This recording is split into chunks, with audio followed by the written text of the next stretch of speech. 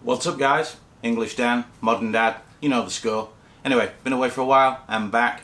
I've been using the OnePlus 7 Pro since it came out. I got mine from T-Mobile, but you also can buy it direct from OnePlus, obviously unlocked, but I'll get more into that in a little bit. You can do things with your T-Mobile to make it an unlocked version. Anyway, by the by. So yeah, I've been using this phone for a while now. What do I think of it? Well, you'll find out after this.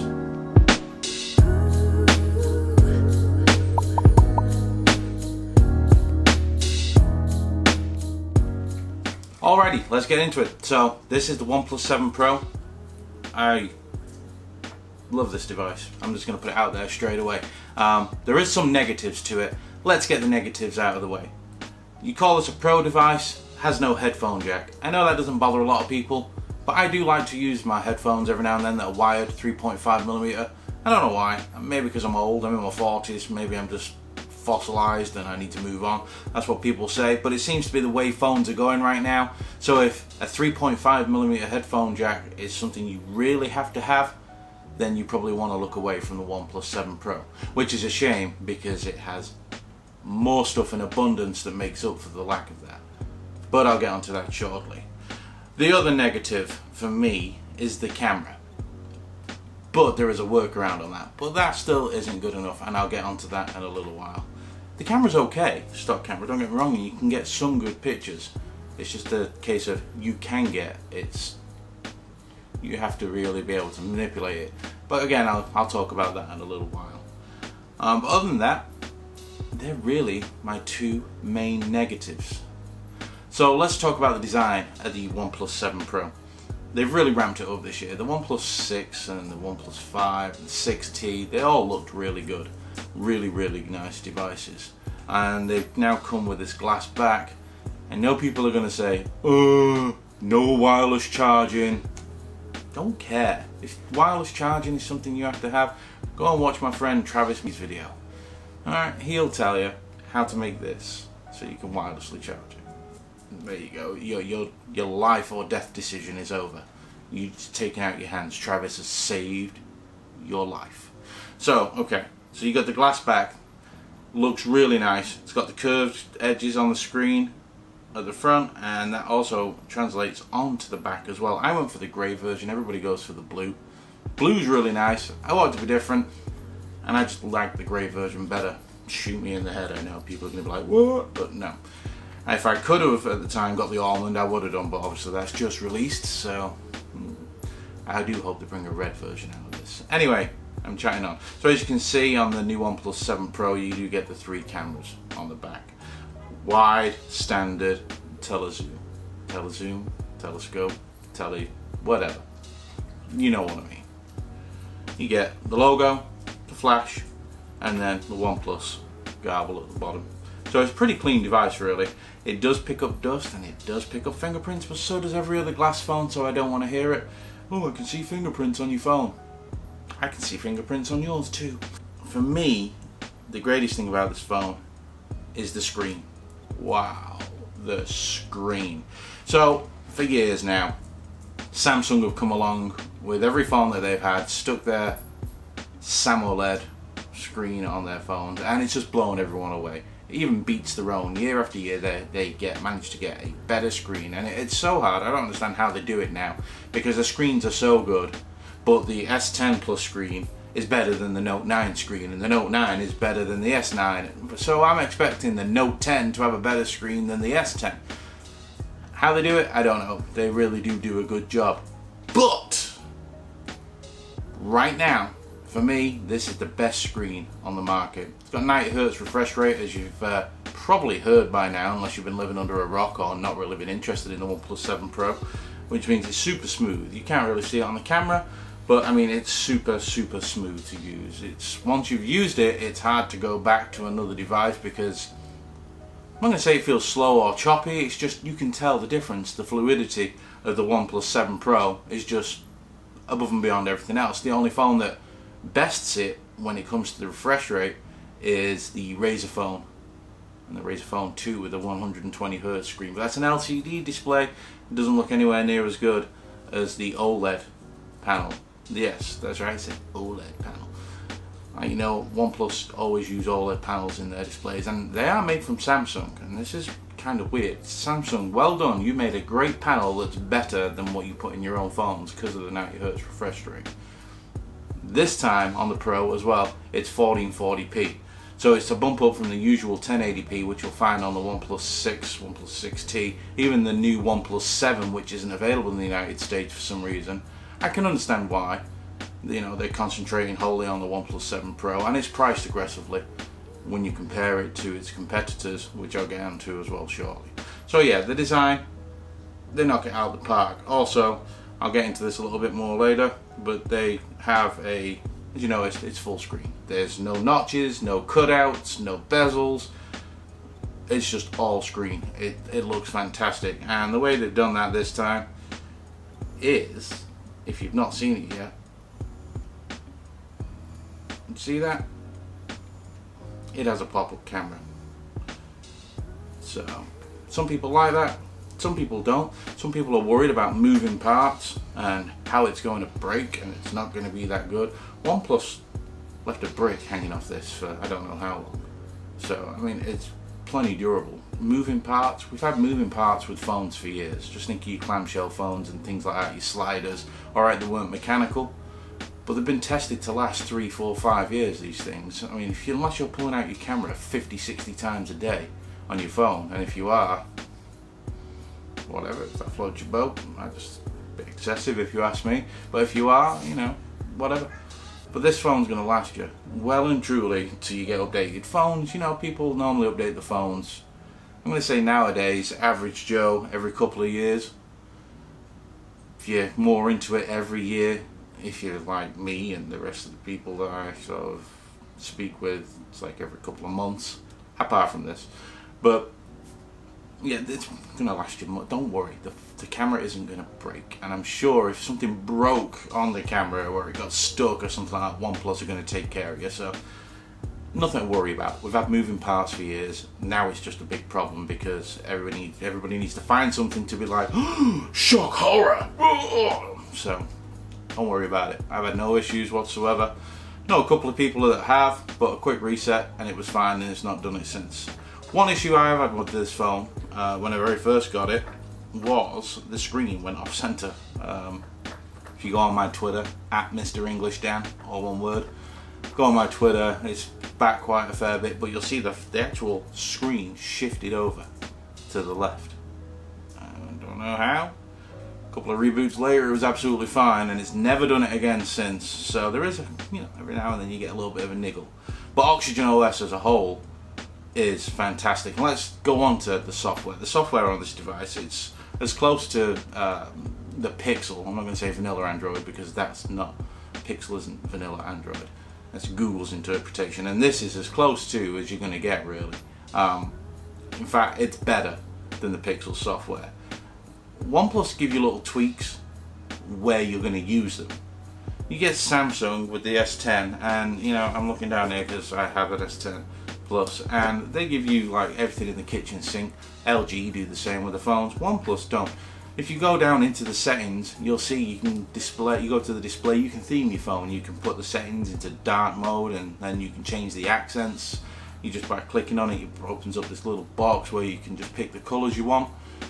So it gives you customization that the Pixel doesn't, without bogging your phone down. This phone is fast. The one I've got right here is the 256 gig of storage, 8 gig of RAM. They do a 12 gig variant of RAM. Why you'd need 12 gig, I don't know. This thing just doesn't slow down. It never does. I've not had one hiccup, one pause, one freeze, one stop, one anything. It doesn't overheat, doesn't get hot. This just champions through everything. Totally everything. So let's talk about the phone. On the right hand side, you get the usual alert slider, and I think more phones should have this. This is great. So you don't have to start messing around going into your settings or everything. I can just slide, vibrate, or do not disturb. So when I'm going into a meeting or anything, just instantly click and I'm done. Don't have to worry about it. And then you got the power button underneath. On the left hand side, you just have the volume rocker, and that's really about it. Not a whole lot. when it comes to the back of this phone, it really is pretty. It does shine, very much so. It's a very, very, very good looking device. I dare say that this is actually a better looking device than the iPhone Max, XS Max, XS 10s, whatever. The iPhone XR, I think it's definitely a better looking phone than that, especially when you compare prices. It's definitely on a par with the S10 Plus or the S10, and it's a damn sight better looking phone than the S10e. Again, when you come into prices. One thing I do like about the S10e though, and I wish OnePlus would give us this option, but it's probably not going to happen ever, but I'd love a flat screen. I do like the curved screens, they look great, but on curved screens you get a light reflection coming off the sides of the screens. You can't help it, it's bent, it's going to happen. Bent glass, you're going to get that shimmer and shine coming from the edges. And also, if you've got fat paws like me, you know, beef burger hands, then you do get some accidental touches when the inside of your hoof hits the screen. It's just the way it is. Fat people just get used to it, we deal with that. But if we have a flat screen, we don't have that issue usually. So just be aware of that, that if you've got some chunky monkey hands, you could get some phantom touches. And it's not phantom, it's this piece of your fat paw hitting the edge of the curved display. So let's talk about battery. This thing just goes for days. No problem. I get home from work, I have a business phone and a personal phone, and they both go all day, regardless. I get home and I have at least 30% left in this, at least. And if I did need more, the dash charging on this, whoa, I can plug this in, walk away for 20 minutes, bang, I'm done. I'm done. 20 minutes while I'm on lunch or whatever, it's done. And I'm going to get through half of the next day as well. It's amazing. So people like to say you're going to moan about wireless charging. Well, your wireless charging can't charge like dash charge can on this. There's just no way. So this more than makes up for it. If wireless charging, like I say, is something you have to have, go and watch Travis's video. I'll link it down there. The sound from this phone is also pretty good. It's got the dual speaker setup. So at the very top of the screen, there's a very thin bezel, and that's where you can take your calls and you listen to your speakers up there. That works as a speaker as well as a speaker at the bottom. So they're not both forward facing. They're that. You've seen it plenty of times. One at the bottom, one forward facing, and it sounds pretty good. They're not as good as the S10 or the iPhone, but they're still pretty good. One thing that is awesome on this phone, best on any Android device anywhere, is the haptic feedback when you're typing on the screen. It just feels so comfortable. It's the closest you'll get to the iPhone. The iPhone reigns king when it comes to that. There's no doubt about it. But this took a major step up. Beats the Pixel, beats the Samsung, beats any Android device. And it sounds stupid because people are like, well, who cares about that? But once you've used it, it's a pleasure to type on compared to these phones with the crappy haptic feedback or none whatsoever. Or it's just, yeah, once you've used it, you're like, damn, that's good. So let's talk about these cameras. I'm not going to go into anything in depth here showing you pictures or anything. I'll link a video that I did a few weeks ago showing some comparisons.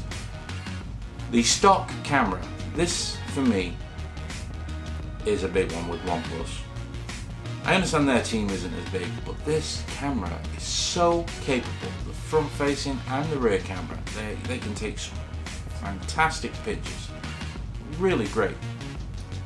In fact, the picture on my screen of my board is taken with the OnePlus 7 Pro. Now, it was taken using the Gcam mod. That way you get the best out of this phone. You're going to get as close to pixel photography out of the OnePlus 7 Pro as you possibly can with the Gcam mod. It really does fantastic portrait mode, great dynamic range, the night sight is fantastic on it. You swap over then to the stock, portrait mode's okay. For some reason they use the zoom camera for portrait mode. I don't know why they do that. It's not good, I wish they didn't. There's also no wide angle video on this, but I believe it's coming. So, which again though is pretty strange. No wide angle video in the Gcam mod either, so not that matters. But for actual photography, the Gcam just blows it away. Now, you can get some really good pictures out of the rear camera with the stock app, they're not as good. They're just not as good as what it is on the Gcam mod.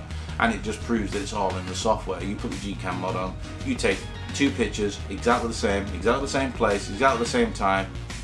One looks a lot better than the other. Don't get me wrong, you can get good pictures out of this with the stock camera app. You can get some really good pictures with the stock camera app, but you've really got to frame it right and make sure everything's good, or go into pro mode. Go into pro mode with the stock camera app. It really does help. You can take some really good pictures, like really pixel quality, if not better in some occasion pictures. But not everyone wants to go in pro mode, and that's the beauty of the Gcam mod. You pull your phone out, oh, take a picture, bang, looks great. Oh, let's take a portrait, bang, looks great.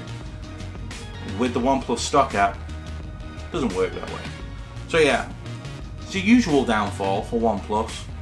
It is better than it has been, but it could be way better. And hopefully it's something that they're going to work on in the future. If there's a OnePlus 7 Pro T or whatever they're going to call it, straight to the OnePlus 8 or either way. This is also not IP rated. I've heard people who cry about that. Oh, it's not got an IP rating. Shut. Alright? You've watched the videos. You've seen Dave 2D do a full review with this in a jug of water. OnePlus have shown you it being thrown in a bucket of water. It's got the glue and the tape and whatever inside to stop it. It's resistant. It's water resistant. It just didn't go to the lab to get that official IP rating to keep the price down. Talking of the price, this is $749 for this variant of this phone. So everything I've just told you about this phone, the 90Hz Quad HD display, the AMOLED display, the build quality, the speakers, the camera, the triple camera, the Snapdragon, latest Snapdragon in there, it's just 256 gig of, and this is a big point on this, the storage on this, the 256 gig of storage, the new UFS storage, makes this phone so fast, nothing else touches it when it comes to loading things up. UFS, this I think it's UFS 3.0 or 3.1, I can't remember off the top of my head, so excuse me for that, but it's a major step up when it comes to cell phones, and well done OnePlus for putting it in there, because it's like, flex that muscle. It really is a go home everybody else. Again, until you've used it, you're not going to realise, but yeah, it's a major upgrade over your old storage solutions. What do I think of the OnePlus 7? Well, I normally change phones like really fast. I have no desire to change this phone at all right now. And I know people even say, well, there's nothing been coming out, but I always do swap and change. I go back to something else, or, you know, try something that I've never tried before, a little bit more obscure. I have no desire to change out the OnePlus 7 Pro. For me, this is hands down the best value phone you can buy right now, Android or iPhone, bar none. It's the same price as the iPhone XR, it's the same price as the Samsung 10e. It's $250 cheaper than the S10 Plus that this really is going to compete with, and it's $350 cheaper than the iPhone XS Max. I mean, really, that is a lot of money to get a phone that's probably faster than both of them. Well, it's definitely faster than the S10, and for me it's faster than the XS Max. Don't get me wrong, the XS Max does have better video recording quality and things like that. Different operating system, but just going phone to phone, for me, the OnePlus 7 Pro can't be beat right now. It is the phone to get. It's the phone I've been using long term, and I won't get rid of it now until maybe the Pixel 4 comes out to give that a try, or the next OnePlus if they do release another one in a couple of months' time, like they do have a 6-month release schedule. I don't know whether they're sticking to that this time, but if they do, I'll be straight on it, because the OnePlus 7 Pro is free. Alright guys, so let me know if you've got one of these. Oh, before I start, whoa, I mentioned at the beginning that mine was a T-Mobile version. So it started out life as a T-Mobile version, and when you get the T-Mobile version, when you set it up, you get the option to have the Google Now, or whatever you call it, the panel, swipe left from, or swipe from the left to the right, and you get the Google panel. On the unlocked version, you don't get that. You get the OnePlus panel. Weird, I don't know why. I'm not sure. So I went ahead, went on XDA, and I converted mine into the international model. That's how I found out. I was like, why have I not got Google? There's an easy way to do that. I ended up having to actually replace the launcher with Launcher V2, and I got all the Google thing back now and everything, so it works fine. But just be aware that the T-Mobile version does get slower updates, but it also allows you access to the Google page. Sorry about that. Whereas the OnePlus has the OnePlus shelf, whatever they call it. So yeah, converting it's really easy, don't be scared unless you've really not done anything like that. But if you like to tinker with your phones and you've ever changed ROMs and things like that before rooting a device, you'll have no problem with this. So alright guys, this is English Dan, in love with his OnePlus 7 Pro. If you're thinking about getting one, leave now and go and get one. $749, you're not getting better. Go. Why are you still here? Get the out and go. Go now. Anyway, back soon with another video. If you like what you see, hit like, smash subscribe. I'm trying to build the channel. I'm going to do a lot more over the summer. Had a few issues this last few weeks, so that's why you've not seen anything for about a month, but you're going to start seeing it quite a lot more coming soon. Alright guys, peace out. Mr. English Dan at Twitter. Don't forget that. At Mr. English Dan. Come see me. Leave comments here on the YouTube. I'm always around. I'll discuss anything you want with you. You can even call me names. Whatever. Peace.